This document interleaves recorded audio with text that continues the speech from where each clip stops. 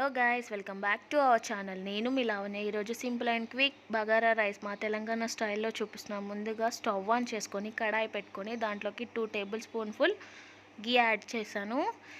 తర్వాత 1 table spoonful normal oil add చేసి ఇదంతా హీట్ అవ్వనివ్వాలి. హీట్ అయిన తర్వాత ఓల్ గరం మసాలాస్ లైక్ బగారాకు, బగారా పువ్వు, లవంగాలు, యాలకులు, దాల్చిన చెక్క ఇవన్నీ హీట్ అయిన తర్వాత ముందుగా చాప్ చేసుకున్న 1 ఆనియన్, 1 క్యారెట్, 5-6 పచ్చిమిర్చి నిలువ కట్ చేసి వేసుకొని వీటిని ఫ్రై అవ్వనివ్వాలి.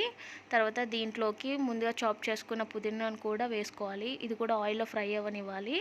తర్వాత దీంట్లోకి one table spoonful ginger garlic paste, 1 table spoonful salt కూడా యాడ్ చేసి మంచిగా ఫ్రై అవ్వనివ్వాలి. తర్వాత నేను 1 గ్లాస్ రైస్కి 1.5 గ్లాస్ వాటర్ అనేది యాడ్ చేసి చాప్ చేసుకున్న కొత్తిమీర కూడా యాడ్ చేసుకున్నాను. తర్వాత ఒక హాఫ్ కట్ చేసిన నిమ్మకాయ వక్కని కూడా దీంట్లోకి పిండాను టేస్ట్ పర్పస్. తర్వాత ఈ వాటర్ అన్నింటిని మంచిగా తెరల కాగనివ్వాలి. తెరల కాగిన తర్వాత మనం ముందుగా సోక్ చేసుకున్న నార్మల్ రైస్ నేను యూస్ చేస్తున్నాను. నార్మల్ రైస్ వేసుకొని ఒక్కసారి మంచిగా మిక్స్ చేసుకోవాలి. తర్వాత ఊకే గంట పెట్టొద్దండి. ఒక్కసారి మిక్స్ చేసుకొని మూత పెట్టి ఒక 10 మినిట్స్ పాటు కుక్ అవ్వనివ్వాలి సిమ్లో. చూడండి, వేడి వేడి బగారా రైస్